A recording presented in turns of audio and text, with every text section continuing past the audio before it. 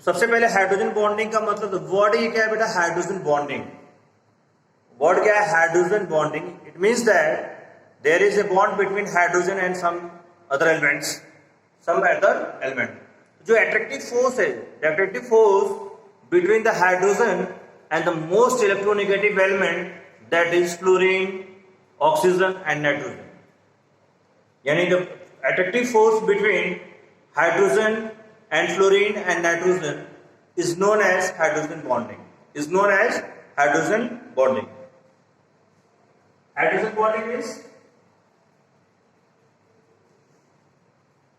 whether the hydrogen bond formed with fluorine, whether the hydrogen bond formed with oxygen, whether the hydrogen bond formed with nitrogen. And this three element, that is fluorine, oxygen and nitrogen, combined with hydrogen, ठीक है, partially hydrogen bond मतलब partially bond, यानी covalent bond की तरह एक single bond हम नहीं देंगे, ठीक है, एक अट्रैक्टिव फोर्स है, बस एक वंडरवॉल जैसा फोर्स, एक अट्रैक्टिव फोर्स है, ठीक है। इसको बोल रहे हैं हम लोग hydrogen bonding, because here hydrogen involve in the bonding, hydrogen involve in the bonding, यानी एक most electronegative elements combined with hydrogen, combined with hydrogen. Okay, अभी मैं डिफिनेशन सारा लिखवाऊंगा, डोंट वरी, पहले मैं आपको क्लियर कर दूं, ठीक। अब आपको हाइड्रोजन बॉन्ड के बारे में क्लियर हो गया होगा कि the bond between hydrogen and the most electronegative element, that is fluorine, oxygen and nitrogen. Hydrogen bonds is classified into part, that is intramolecular, intermolecular hydrogen bonding, intermolecular hydrogen bonding and intramolecular hydrogen bonding, intramolecular hydrogen bonding,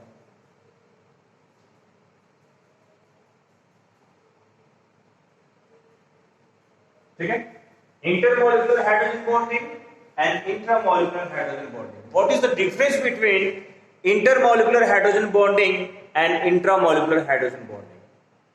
ठीक है, तो difference को समझने के लिए simple सा मैं आपको एग्जांपल से प्रूव करूंगा, एग्जांपल देख समझाऊंगा। अब देखिए, इंटरमॉलिक्यूलर हाइड्रोजन बॉन्डिंग यानी hydrogen bonding between two species, hydrogen bonding between two species, दो कंपाउंड होने चाहिए, whether it may be similar और whether it may be different, whether it may be similar और whether it may be different, लेकिन minimum दो से या दो से ज्यादा स्पीसीज होने चाहिए to make a hydrogen bonding, चाहे वो सेम हो चाहे वो डिफरेंट हो। जैसे take one example, like same की बात करूं, अगर सेम मॉलिक्यूल्स के बीच में बन रहा है, या फिर मैं डिफरेंट की बात करूं, डिफरेंट मॉलिक्यूल्स के बीच में हाइड्रोजन बॉन्डिंग का फॉर्मेशन हो रहा है। अगर मैं ले लूं बेटा n molecules of H2O, n molecules of H2O, तो आपका H2O के फार्मूला में बेटा ये होता है फार्मूला, ठीक है। तो ये एक मॉलिक्यूल है, दूसरा अगर वाटर आता है बेटा यहां पे, ठीक है, तो इस ऑक्सीजन में और इस हाइड्रोजन में एक हाइड्रोजन बॉन्डिंग का फॉर्मेशन होगा। फिर यहां पे बेटा तीसरा वाटर लेता हूं मैं यहां पे, यहां पे भी हाइड्रोजन बॉन्डिंग का फॉर्मेशन होगा, या चलो इसके बीच में। फिर दूसरा फिर मैं लेता हूं,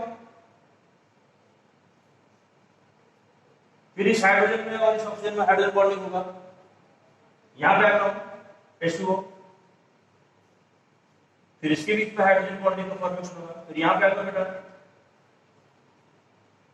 ऐसे ही आपका प्रोसेस बेटा चलता रहेगा, ठीक है। तो ये जो डॉट डॉट डॉट करके दिखा रहा हूं, that is hydrogen bonding, that is hydrogen bond, that is hydrogen bond. अब देखिए यहां हाइड्रोजन है और more electronegative element that is oxygen, ठीक है। अब यहां पे जो हाइड्रोजन बॉन्डिंग हो रहा है वो सेम वाटर मॉलिक्यूल्स के बीच में बन रहा है, मतलब हजारों लाखों वाटर मॉलिक्यूल्स आपस में कंबाइंड हो रहे हैं bye hydrogen bond, with the help of hydrogen bond. इसको हम बोल रहे हैं इंटरमॉलिक्यूलर हाइड्रोजन बॉन्डिंग। और कैसे स्पीसीज है, सेम स्पीसीज, कैसे स्पीसीज है, सेम स्पीसीज। अब हम लोग आते हैं बेटा डिफरेंट स्पीसीज के बारे में देखते हैं। जैसे हमारा कॉम्बिनेशन हो रहा है बेटा HF है, इसका हम लोग बना रहे हैं बेटा एमोनिया से मालूम H,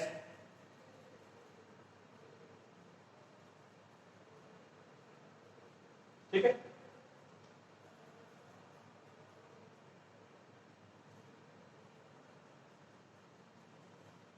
डॉट डॉट डॉट।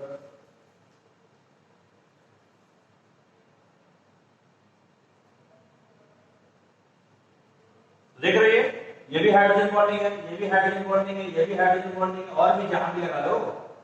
अब देखिए ये स्पीशीज का अलग है, ये आपका अलग है, दोनों क्या है अलग अलग। एक हाइड्रोजन फ्लोराइड है और ये क्या है अमोनिया। दो अलग अलग कंपाउंड्स के बीच में भी हाइड्रोजन बॉन्डिंग का फॉर्मेशन हो रहा है, पर क्राइटेरिया क्या होना चाहिए, उन स्पीशीज के बीच में हाइड्रोजन होना चाहिए as well as the most electronegative element that is fluorine, oxygen and nitrogen. Fluorine, oxygen and nitrogen, ये तीन क्राइटेरिया आपके पास होने चाहिए। फ्लोरीन, ऑक्सीजन, नाइट्रोजन होना चाहिए और हाइड्रोजन होना चाहिए, तब आपका हाइड्रोजन बॉन्डिंग का फॉर्मेशन होगा। ये नहीं कोई भी दूसरे एलिमेंट से आप कंबाइन करा के आप हाइड्रोजन बॉन्डिंग का फॉर्मेशन कर दोगे, इट्स नॉट पॉसिबल। ठीक है, तो हाइड्रोजन बॉन्डिंग के लिए क्या होना चाहिए, H और F, H और N, H और O। ठीक, ये आपका इसका एग्जांपल हो गया। नेक्स्ट मैंने बात की intramolecular hydrogen bonding. Intramolecular, inter में मैंने आपको कंफर्म करके क्लियर कर दिया कि दो स्पीशीज होने चाहिए, दो या दो से ज्यादा स्पीशीज होने चाहिए हाइड्रोजन बॉन्डिंग को फॉर्मेशन करने के लिए, whether it may be similar और whether it may be different. But in case of intramolecular hydrogen bonding there is no need of any other element, any other compound, same molecules में ही hydrogen bonding हो जाए। यानी उस same molecules में ऐसे कुछ हो, ऐसे कुछ सब्सटेंस जुड़े हो जिसके वजह से उसी के बीच में ही हाइड्रोजन बॉन्डिंग हो जाए। देख वन एग्जांपल, जैसे आपका ये है बेटा ऑर्थोनाइट्रोफेनॉल, ऑर्थोनाइट्रोफेनॉल है, इसका नाम बेटा ऑर्थोनाइट्रोफेनॉल, ऑर्थोनाइट्रोफेनॉल। अब ये एक ही कंपाउंड है दैट इज ऑर्थोनाइट्रोफेनॉल। अब यहाँ हाइड्रोजन है, यहाँ ऑक्सीजन है, इन दोनों के बीच में हाइड्रोजन बॉन्डिंग हो सकता है बेटा, हाइड्रोजन बॉन्डिंग हो सकता है, या फिर ये हाइड्रोजन नाइट्रोजन से भी कंबाइन कर सकते हो साथ। ठीक है, यहाँ पे हाइड्रोजन बॉन्डिंग हो गया, इसको बोलेंगे बेटा intramolecular hydrogen bonding. Intra, inter and intra, कोई भी दूसरा सेम मॉलिक्यूल्स की रिक्वायरमेंट नहीं पड़ा, ना ही कोई दूसरा कंपाउंड का रिक्वायरमेंट पड़ा to make an hydrogen bonding. Same molecules के बीच, सेम मॉलिक्यूल्स में ही, सेम कंपाउंड में ही दो स्पीशीज थे, एक आपका OH था और एक NO2, कंपाउंड सेम में था, उसी के बीच में ही हाइड्रोजन बॉन्डिंग का फॉर्मेशन हो गया। ठीक है, क्लियर हो बात। तो ये दो तरह के हाइड्रोजन बॉन्डिंग है बेटा। ठीक है, अब हाइड्रोजन बॉन्डिंग को कोई बोले the attractive force, the attractive force, the attractive force between hydrogen and fluorine, oxygen and nitrogen. ठीक है, अब ये पूरा जितना भी मैंने एग्जांपल के साथ समझाया उसको कर लीजिए। डेफिनेशन आप लोग बुक से भी नोट कर लेंगे, जो मैंने बोला उसको भी नोट कर सकते हैं, अपने लैंग्वेज में भी लिख सकते हैं, और एग्जांपल को आप समझने के लिए ड्रॉ कर लीजिए। ठीक है, ड्रॉ इट।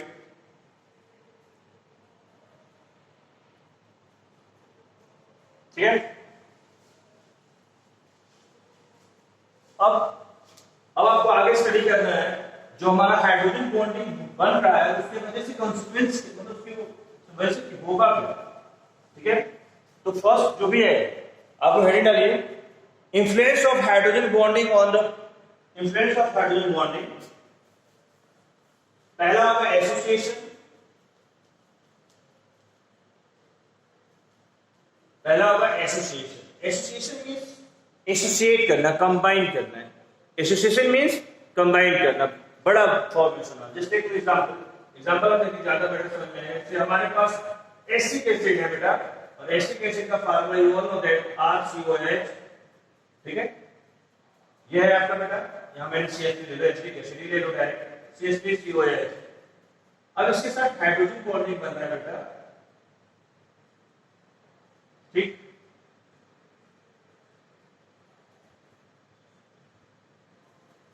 ठीक है, अब देखिए यहां पे क्या बन रहा है बेटा, हाइड्रोजन बॉन्डिंग, यहां पे हाइड्रोजन बॉन्डिंग, यानी हम एसिटिक एसिड लिए CH3COH। ठीक है, तो हमारा क्या बन गया, डाइमर बन गया। हमने दो मॉलिक्यूल एसिटिक एसिड कंबाइन करा दिया, तो हमारा क्या बन गया, एक डाइमर बन गया। क्या बन गया बेटा, एक डाइमर। तो जो हमारा मॉलिक्यूलर मास इस कंपाउंड का है वो क्या हो गया, बढ़ गया या घट गया, बढ़ गया। तो मॉलिक्यूल्स आपस में क्या हो गए, एसोसिएट हो गए। मॉलिक्यूल्स आपस में क्या हो गए, एसोसिएट हो गए। तो इसी कोलिगेटिव प्रॉपर्टी तो घट गई, कोलिगेटिव प्रॉपर्टी का नंबर ऑफ पार्टिकल्स तो घट गया। अगर दो मॉलिक्यूल्स को मिला के हमने एक मॉलिक्यूल बना लिया दैट इज डाइमर, पर मॉलिक्यूलर मास क्या हो गया, बढ़ गया।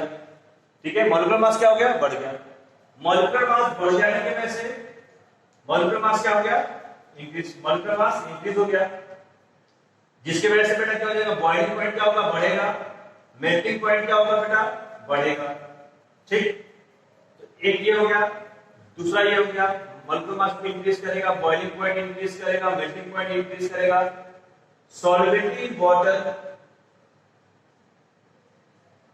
सॉल्युबिलिटी क्या करेगा, इंक्रीज करेगा। सॉल्युबिलिटी में क्या होगा बेटा, हाइड्रोजन बॉन्डिंग फॉर्मेशन करेगा तो क्या करेगा, डिसोल्यूशन करने में तेजी करेगा, यानी सॉल्युबिलिटी भी क्या होगा बेटा, बढ़ जाएगा। ठीक, पर आपका जो वोलेटिलिटी है वो हो जाएगा डिक्रीज। वोलेटिलिटी,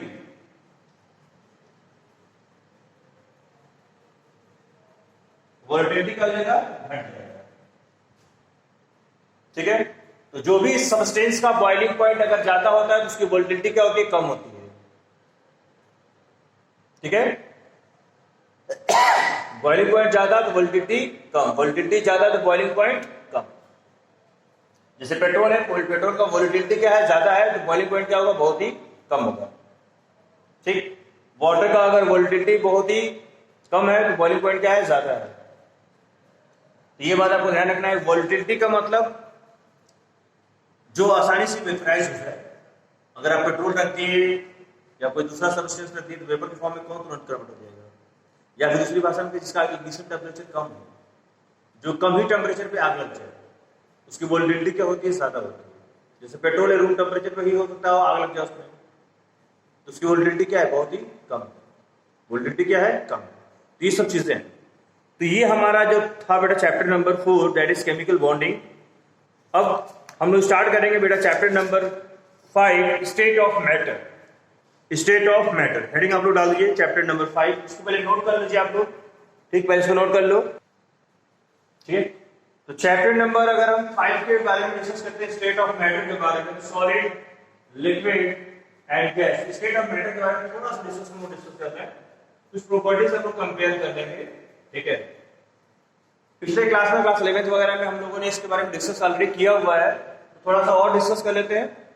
पहले मैं अगर बात करूं बेटा इंटरमॉलिक्यूलर फोर्स की बात करूं, intermolecular force, intermolecular force, intermolecular force means the force between the particles which force क्या है, attractive force between the particle, जो पार्टिकल्स को अट्रैक्ट करके अपने पास रखे उसको कहते हैं इंटरमॉलिक्यूलर फोर्स।